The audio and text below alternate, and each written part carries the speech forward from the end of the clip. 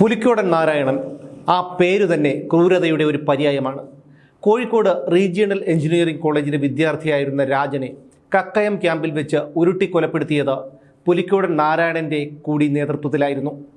പുലിക്കോടൻ്റെ ക്രൂരമായ മർദ്ദന മുറകളെ അതിജീവിച്ചവർക്ക് ഇന്നും ആ കാലത്തെക്കുറിച്ച് ഓർക്കുമ്പോൾ ഞെട്ടലാണ്. രാജനെ കസ്റ്റഡിയിലെടുക്കുമ്പോൾ പേരാമ്പ്ര സബ് ഇൻസ്പെക്ടറായിരുന്നു പുലിക്കോടൻ നാരായണൻ. കക്കയം ക്യാമ്പിലെ ക്രൂരമർദ്ദനങ്ങൾക്ക് നേതൃത്വം കൊടുത്തത് പുലിക്കോടനായിരുന്നു. കുറ്റിയാടി പ്രദേശത്തുള്ള നക്സലൈറ്റുകളെ അടിച്ചമർത്തിയതിലൂടെ പുലിക്കോടൻ ശ്രദ്ധ പിടിച്ചുപറ്റിയ കാലമായിരുന്നു അത്.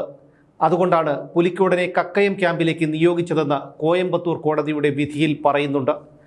ക്രൂരതയും പെരുമാറ്റവും കൊണ്ട് കുപ്രസിദ്ധനായ പോലീസ് ഓഫീസറായിരുന്നു പുലിക്കോടൻ നാരായണൻ. അക്കാലത്ത് ചില ചെറുപ്പക്കാർ തലമുടി നീട്ടി വളർത്തുമായിരുന്നു. ഇത്തരക്കാരെ കാണുമ്പോൾ പുലിക്കോടന് ഹാലിളകും. അടിയന്തരാവസ്ഥക്കാലത്ത് ഇങ്ങനെ മുടി നീട്ടി വളർത്തിയ ചെറുപ്പക്കാരെ പുലിക്കോടൻ പിടിച്ച് പോലീസ് സ്റ്റേഷനിലേക്ക് കൊണ്ടുപോകും. സ്റ്റേഷനിൽ എത്തിക്കുന്ന ചെറുപ്പക്കാരുടെ തലമുടി വട്ടത്തിൽ വടിച്ചു കളയും. അത് പുലിക്കോടൻ്റെ ഒരു പ്രധാന വിനോദമായിരുന്നു. വഴിയെ പോകുന്ന ഒരു കുറ്റവും ചെയ്യാത്ത നിരപരാധികളായ ചെറുപ്പക്കാരെ എന്തും ചെയ്യാനുള്ള സ്വാതന്ത്ര്യവും അവകാശവും തനിക്കുണ്ടെന്നായിരുന്നു പുലിക്കോടൻ്റെ ധാരണ. അടിയന്തരാവസ്ഥയുടെ മറപിടിച്ച് പുലിക്കോടൻ നടത്തിയ എണ്ണിയാലൊടുങ്ങാത്ത ക്രൂരതകൾക്ക് അയാൾക്കെതിരെ യാതൊരു നടപടിയും ഉണ്ടായില്ല.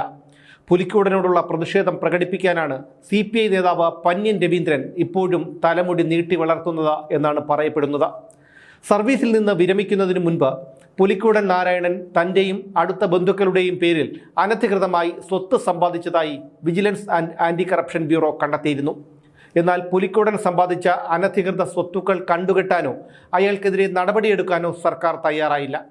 പുലിക്കോടനെതിരെ യാതൊരു നടപടികളും വേണ്ടെന്നായിരുന്നു സംസ്ഥാന സർക്കാരിൻ്റെ തീരുമാനം. പക്ഷേ പുലിക്കോടൻ നാരായണൻ തൻ്റെ സർവീസിനിടയിൽ സർക്കാരിനെ സേവിച്ചിട്ടില്ലെന്നും അതുകൊണ്ട് അയാളുടെ പ്രതിമാസ പെൻഷനിൽ നിന്ന് 100 രൂപ കുറയ്ക്കുന്നു എന്നും സർക്കാർ ഉത്തരവിട്ടു.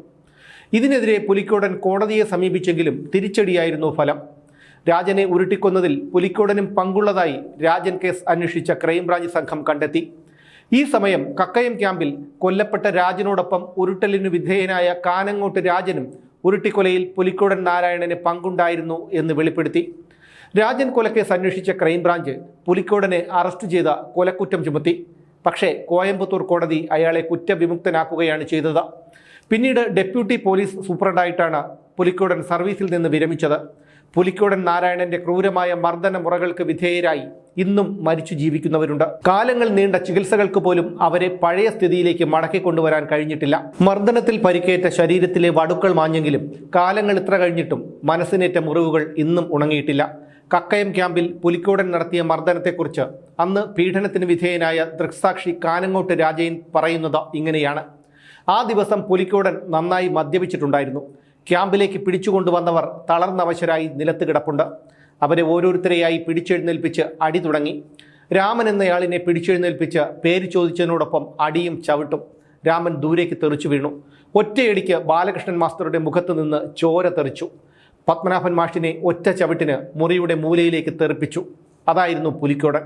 ഒടുവിൽ പുലിക്കോടൻ്റെ മർദ്ദനം കണ്ട് സഹികെട്ട പേരാമ്പ്ര CI മോഹനൻ മുറിയിലേക്ക് വന്ന് അയാളെ നിർബന്ധിച്ച് പുറത്താക്കുകയായിരുന്നു. കാനങ്ങോട്ട് രാജൻ്റെ നട്ടലിനാണ് പുലിക്കോടൻ ഇടിച്ചത്.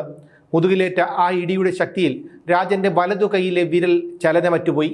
എല്ലാ കള്ളന്മാരുടെയും കൊലപാതകികളുടെയും അവസാനത്തെ അഭയകേന്ദ്രം ആത്മീയതയാണല്ലോ. സർവീസിൽ നിന്ന് വിരമിച്ച ശേഷം പുലിക്കോടനും ഭക്തിമാർഗത്തിലേക്ക് തിരിഞ്ഞു. അയാൾ ഇന്നും ആത്മീയ പ്രഭാഷകനായി ജീവിക്കുന്നുണ്ട്.